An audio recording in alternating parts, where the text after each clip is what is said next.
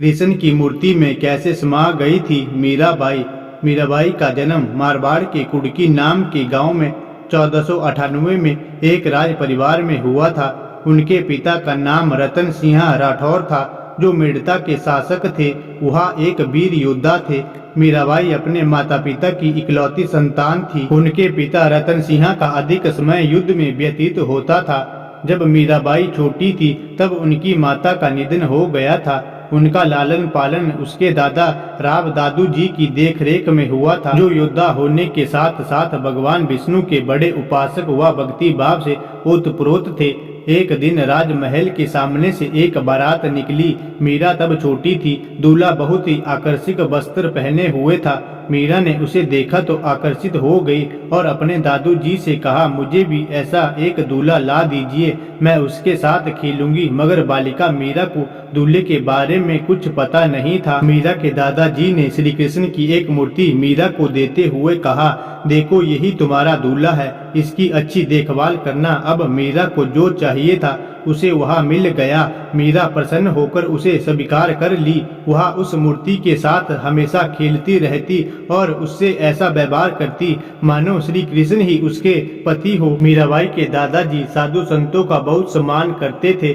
उनके महल में हमेशा कोई साधु संत या कोई अतिथि आता रहता था। एक बार हृदयस नामक का एक सन्यासी महल में आया। हृदयस संत रामानंद के शिष्यों में से प्रमुख थे, जिन्होंने उत्तर भारत में वैष्णव संप्रदाय का प्रचार किया। उनके पास श्री कृष्ण की एक सुंदर मूर्ति थी। वह उस मूर्ति की स्वयं पूजा करते थे। मीराबाई ने उस मूर्ति को देख लिया और उसे मांगने लगी। सन्यासी कुछ देर पश्चात महल से चले गए, मगर मीरा उस मूर्ति के लिए हट करती रही। यहाँ तक कि उसने उस मूर्ति को पाने के लिए भोजन करना छोड़ दिया था। किंतु अगले दिन सुबह हृदयस वापस राजमहल में लौट आए और उन्होंने श्री कृष्ण की मूर्ति मीरा को दे दी।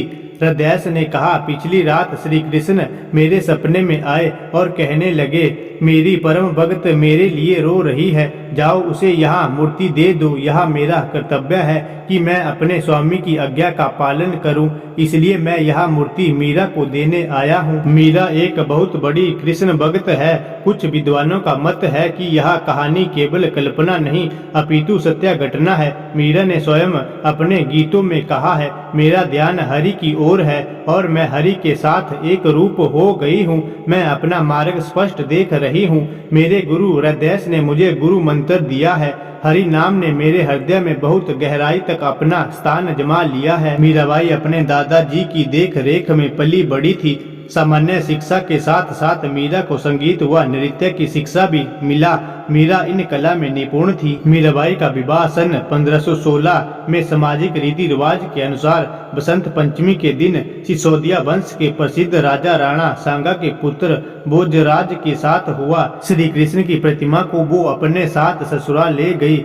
मीराबाई बचपन से ही श्री कृष्ण की पूजा करती थी। उसके मायके में किसी भी व्यक्ति ने उसकी राह में विघ्न नहीं डाला था, परंतु उसके ससुराल वाले मीराबाई के इस कृष्ण भक्ति से रुष्ट होने लगे थे। वे कृष्ण भक्ति के विरोधी हो गए, पर इसका कोई असर मीरा पर नहीं हुआ।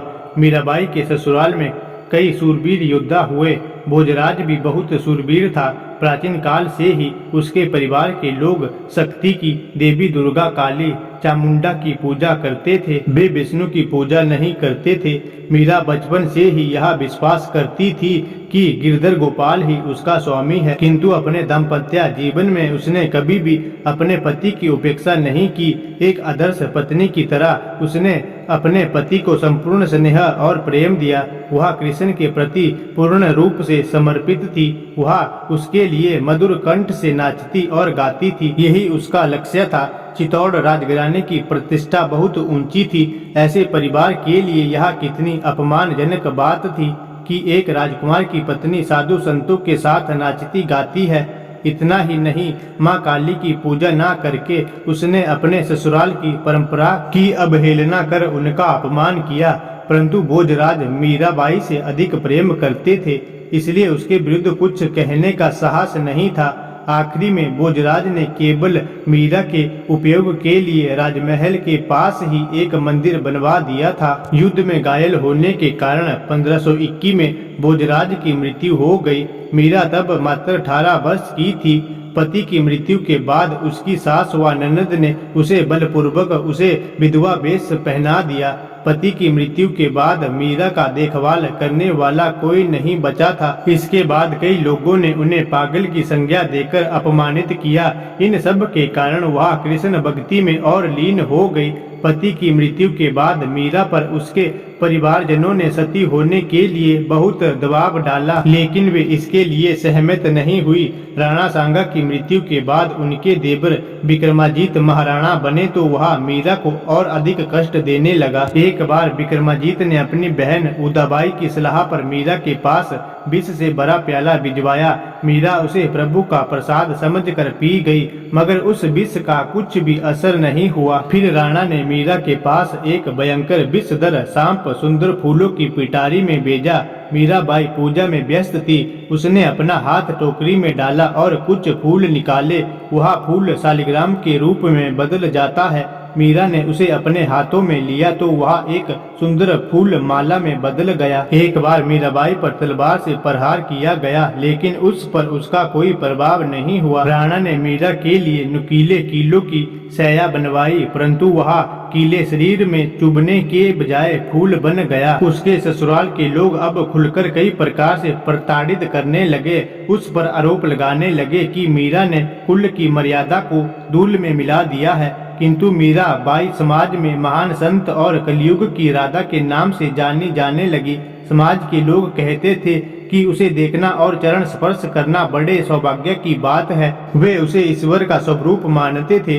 राणा ने कभी मीराबाई को प्रत्यक्ष रूप से मारने का साहस नहीं किया। उसे भय था कि स्त्री को मारने से पाप लगता है। जब मीराबाई को मारने में राणा असफल रहे, तब उसने मीरा को अपशब्द कहने लगे और कहा, यह नीच महिला स्वयं डूब कर क्यों नहीं मर जाती। जब मीराबाई को राणा की नीयत के बारे में पता चला तो वह स्वयं सोचने लगी कि यदि वह डूब कर मर जाए तो उसके ससुराल वाले को बहुत शांति मिलेगा, वह भी भगवान श्री कृष्ण से हमेशा के लिए मिल जाएगी। इन सारी बातों का विचार करके मीरा नदी के किनारे पहुंच गई और खड़े होकर कृष्ण से प्रार्थना करने लगी, हे प्रभु, मुझे अपनी शरण में ले लो। और इसके बाद वो नदी में कूदने जा रही थी कि एक आवाज ने उसे रोक दिया। वह आवाज मीरा को कहने लगा कि स्वयं को मारना बहुत बड़ा पाप है, ऐसा मत करो, तुम वृंदावन चली आओ। धीरे धीरे संसार से उसका मोह भंग हो गया। कष्टों और अत्याचारों के कारण मीरा ने अपना परिवार त्याग दिया। बहुत दिनों तक वृंदावन में सत्संग करने के बाद वह द्वारिका चली गई, जहां भजन कीर्तन में अपना पूरा समय लगाया। वह हर समय श्री कृष्ण के बारे में सोचती थी। राजस्थान में मीराबाई बहुत अधिक लोकप्रिय हो गई थी, परंतु प्रतिष्ठित घराने उसे अपनाना नहीं चाहते थे। मीरा के प्रति राणा के अत्याचार की बातें चारों तरफ फैल गई थी। रतन सिंह की हत्या कर दी गई और उसके बाद उदय सिंह गद्दी पर बैठा और सोचा कि साधुओं के संग मीरा अकेली रहेगी तो उसके प्रतिष्ठित परिवार के लिए बदनामी की बात होगी। इसलिए उसने मीरा को चित्तौड़ लौट जाने को कहा, परंतु मीरा इसके लिए बिल्कुल तैयार नहीं हुई।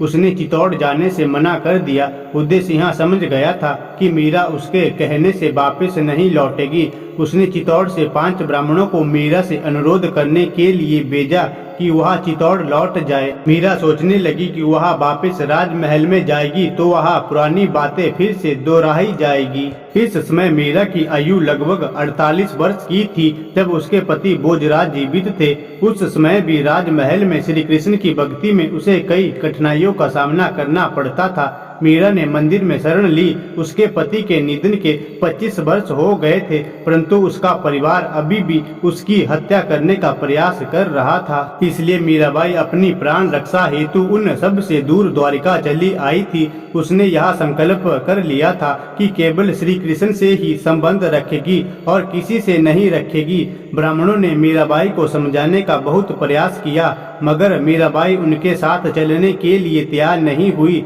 मीरा का तो एक ही उत्तर था, मैं नहीं जाऊंगी। तब उन ब्राह्मणों ने यह कहा, यदि आप हमारे साथ नहीं चलेगी तो हम यहीं पर अन्न छोड़कर अपने प्राण त्याग देंगे। ब्राह्मणों की बात सुनकर मीरा बड़ी विचित्र स्थिति में फंस गई। वह नहीं चाहती थी कि इन ब्राह्मणों की मृत्यु मेरे कारण हो। कुछ सोचकर मीरा ने ब्राह्मणों से कहा कि आप लोग रात भर मंदिर में ठहर जाएं, और अगले दिन चित्तौड़ चलने के लिए वह राजी हो गई। ब्राह्मणों को यह जानकर बड़ी प्रसन्नता हुई और वे मंदिर में ठहर गए। जब ब्राह्मण सुबह उठे तो मीरा वहाँ नहीं थी। उन्होंने मीराबाई को बहुत ढूंढा पर कहीं पता नहीं चला। मीरा तो नहीं मिली, किंतु उसके वस्त्र रणछोड़ जी के मंदिर के सामने पड़े मिले। उसके भक्तों ने यह निष्कर्ष निकाला कि शायद वह अपने प्रिय परमेश्वर गिरधर से जा मिली है।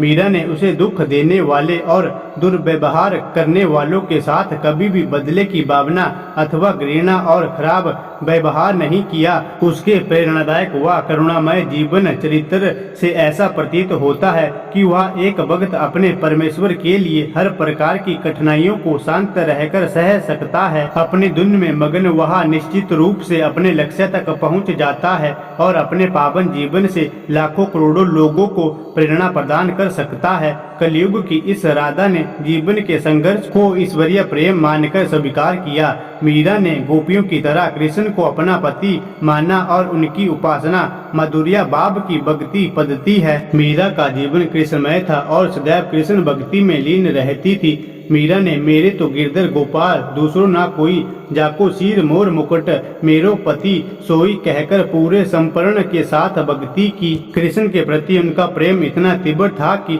वो संसार की सभी वस्तुओं को भूल गई थी। हंसते गाते रोते नाचते सदा ही कृष्ण की धुन रहती थी। मीरा अपने आप को ललिता नाम की एक गोपी का अवतार कहा करती थी। कहते हैं मीराबाई द्वारिका दर्शन करने गई थी तो वहां राणा जी के द्वार कुछ ब्राह्मणों को मीराबाई के महल लाने के लिए भेजा गया, पर मीरा उन ब्राह्मणों का कहना नहीं मानी तो मीरा ने अपने अंतिम समय में यह पद गया था और सदा के लिए भगवान श्री कृष्ण जी की मूर्ति में समा गई। मीराबाई कहती है, मेरे एकमात्र शरण रक्षक सुखदाता सब कुछ गिरधर गोपाल है, दूसरा कोई नहीं है। अपने प्रियतम श्री कृष्ण की पहचान बताते हुए कहती है कि जिसके सिर पर मोर पंख का मुकुट है वही मेरा पति है।